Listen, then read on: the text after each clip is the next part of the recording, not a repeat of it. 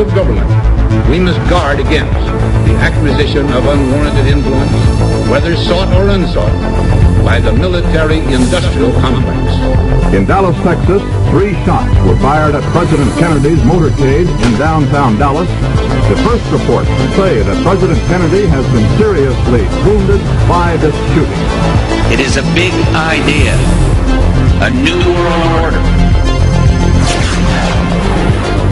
It was almost as if it were a planned implosion. It just pancaked.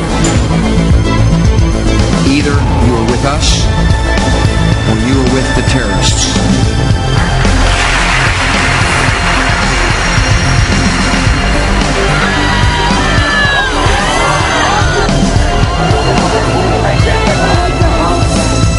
But I also believe that a lot of gun owners would agree that AK-47s belong in the hands of soldiers, not in the hands of criminals.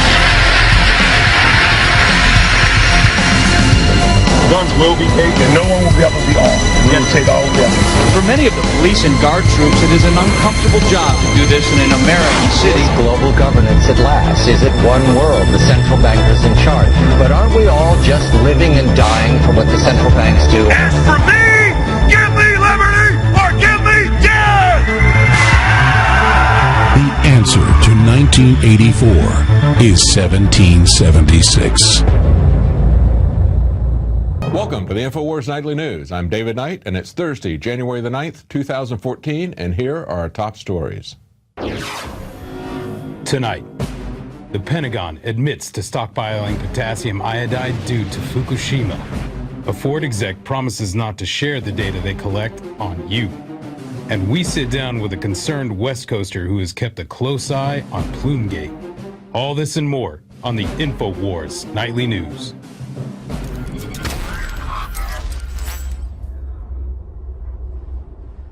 Well, our own Kit Daniels began looking into Pentagon requisitions, and he found out that the Pentagon admitted that they started stockpiling potassium iodide as protection against Fukushima.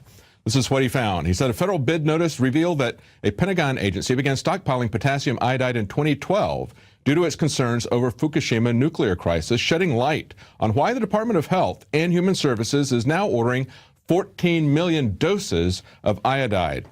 The Defense Logistics Agency posted a solicitation on FedBiz Ops in 2012 asking contractors for 75,000 packages of potassium iodide tablets. Now, this is the reason they gave. Because of recent earthquake in Japan in March of 2011 and the resultant nuclear crisis has renewed interest in this item. And they went on to say that the U.S. Army Medical Material Agency has submitted a requisition for this item to ensure that critical operational forces are protected in the event of nuclear fallout. And so then the question comes back to this large solicitation that just came out that Paul Joseph Watson noticed in the FedBiz Ops publications of 14 million doses in 1 month wanted by the Department of Health and Human Services. Why would they wait until now? Well, it's because oceanographers have pointed out that they expect that the radioactive plume working its way across the ocean will be arriving on the west coast of the U.S. about this time this year. And that's the reason that our crew is in California, taking readings and reporting on what the mainstream media will not report on.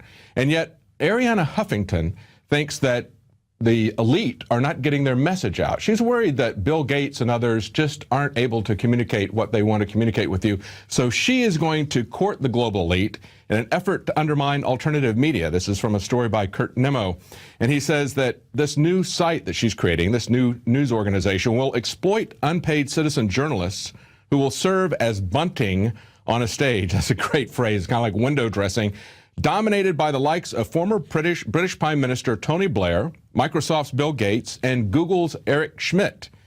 She said, you can have all of those heads of state and major business people, et cetera, writing right next to an unemployed man from Spain. Yeah, that's right. And a student from Brazil, and she's not going to pay the unemployed man from Spain or the student from Brazil. She said, the great heart of Huffington Post is that there is no hierarchy.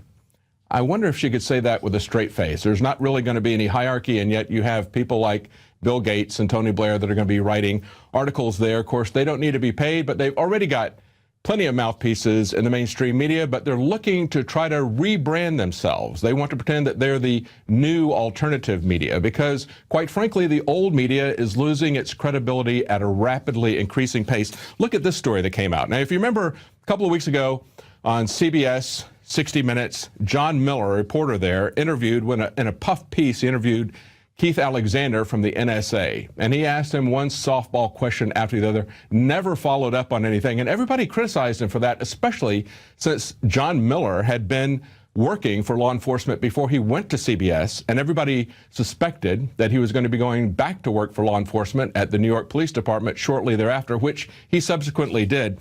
This is what he said today. He went back and Charlie Rose talked to him and said, "Boy, we really miss you, John Miller." And he asked him if he felt more like a journalist or like a law enforcement official in his heart. And Miller responded that he was an intelligence officer and that there was, quote, almost no difference between the two jobs since they both dealt with a collection and the analysis of facts. Well, he really wasn't too interested in collecting and analyzing facts when he interviewed Keith Alexander. But listen to what else he had to say here. He says, you become a briefer. You tell your boss, here's the bottom line, here's the potential responses. That's kind of what you all do. Really? Because when he interviewed Keith Alexander, one of the things that Paul Joseph Watson pointed out when he covered that story was that various times during that interview, Keith Alexander had to stop and say, refer back to these men that were behind him in the shadows, men who were not identified, to see what he could say about that, if he could address something like that. So even Keith Alexander, the head of the NSA, was answering to some shadow government that was over him. So I don't think that the information is flowing up from people like John Miller. I think it's actually flowing down from these guys that are standing in the shadow.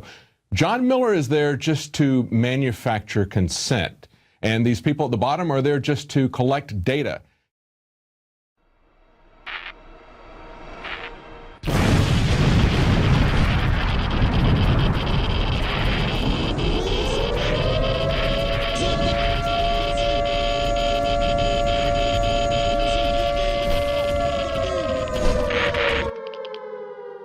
Alex Jones here to warn you about some of the most important health information you may ever hear. I'm talking about radiation, radioactive fallout, radioactive particles contaminating the Northern Hemisphere. Conservatively, since the 1940s, the Northern Hemisphere of our planet has more than doubled its background radiation. In fact, that was before Fukushima exploded. Now the levels are going up and up and up. Fish are contaminated in the Pacific, and the FDA, the EPA, and others, they're not worried about it. They've been raising the levels of what they claim is safe radioactive particles. Well, I began to discuss with my wife protecting myself, her, and of course our children. Most importantly, I have 3 small children, ages 10, 9, and 5. Radiation really affects children more than adults because they have fast-growing cells. All the literature is clear on that. And I went and talked to medical doctors, scientists, nuclear physicists, nutritionists, and I said, what's the number one thing I can do to protect my family? And they said, Alex, it's leave the Northern Hemisphere. Go south of the equator. That's where the radiation levels are very, very low. If you look at the wind patterns, the north hardly interacts with the south. And it's unfortunate that we've done this to our planet. So after more than 2 years of research into how to protect my family, looking at all the literature, talking to the experts, across the board they agreed iodine is key, but of the family of iodine, nascent, natural, non-GMO, non-factory iodine that comes from the earth is absolutely paramount for your thyroid and other functions in the body. The literature, the research, it's there. It's not my opinion. It is admitted that iodine is essential for the health of our bodies overall, and nascent iodine is the best form. Now, we're announcing the launch of InfoWarsLife.com, and we're going to bring you scores of products over the next few years that we're researching and developing. But nascent iodine is the first product we're coming out with because it's so important, and it's also listed as a fluoride detoxer. It does so many other things. Your body needs it, and when you don't have enough iodine, forget the radiation, your thyroid absorbs the sodium fluoride and other things. And it's the good iodine, the nascent iodine, that is able to block that and just do so many things for your body and your health. I've been taking it. It's amazing. It's a lot better than coffee, I'm here to tell you. And that's why we are now offering our own nascent iodine that's double the strength, made in the best laboratory that is FDA certified and accredited. And it is double strength at half the price of the leading competitor. You know my rule, bring you the highest quality products at the lowest prices we can, so it's a win-win-win. I believe in you reap what you sow.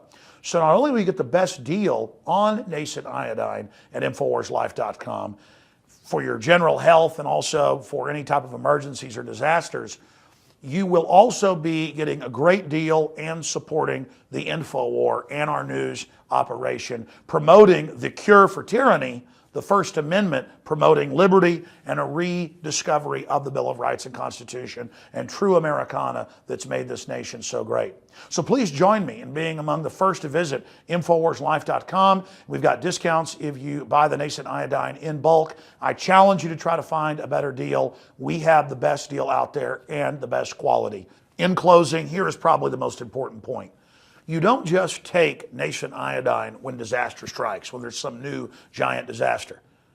The Northern Hemisphere is already double what it was 60 years ago with the radioactive background. I believe from the research I've done and the experts I've talked to, it is key to take nascent iodine to protect your thyroid from the radiological disaster that's already happened.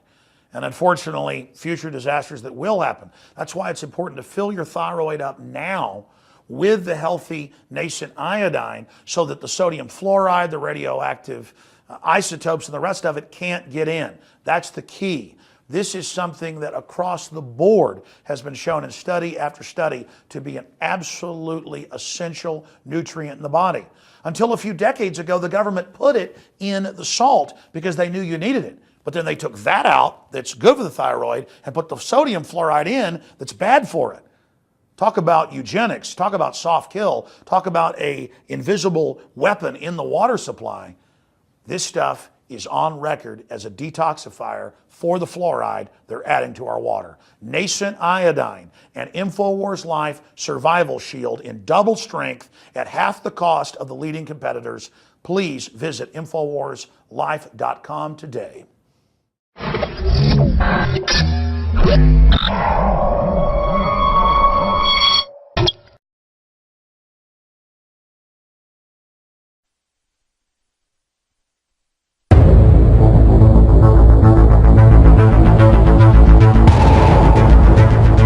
In the councils of government, we must guard against the acquisition of unwarranted influence, whether sought or unsought, by the military-industrial complex. In Dallas, Texas, 3 shots were fired at President Kennedy's motorcade in downtown Dallas. The first report. It's just pancakes. Either you are with us or you are with the terrorists.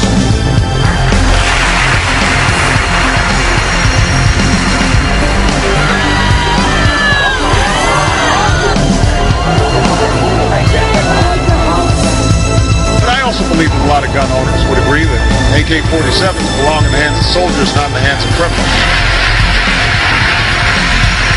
Say that President Kennedy has been seriously wounded by this shooting.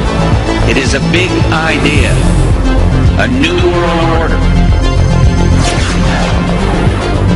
It was almost as if it were a planned implosion.